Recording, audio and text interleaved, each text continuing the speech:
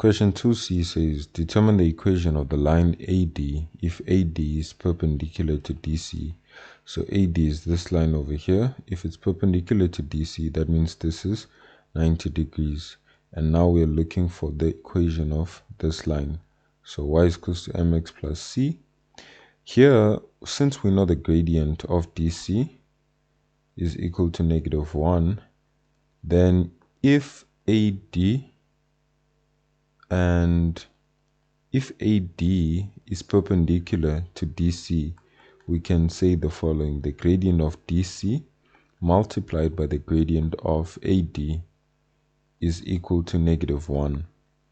Then, since we know the gradient of DC as -1, actually it's -1/3, then we will multiply by the gradient of AD like that. If you multiply both sides by -3, you find that the gradient of AD will be equal to +3. Another way to think about it is that whenever you have two lines that are perpendicular, they meet perpendicularly, the gradient of one, if you take it and you invert it, so you make it -3/1, then you change the sign from negative to positive. Those will always be the steps to get the gradient of the new line. In this case, the gradient of AD.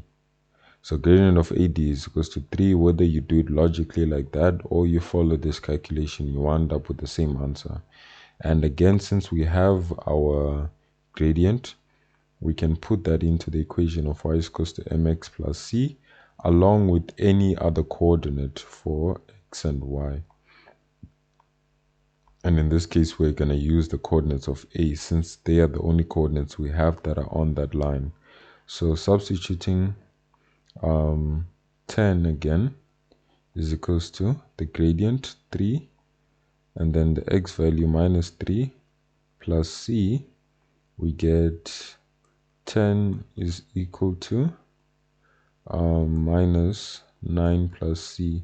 Take -9 to the other side, we get c is equals to 10 plus 9, c is equals to 19. Therefore, you can rewrite the final answer as y is equals to -3, actually +3x plus 19 as your answer.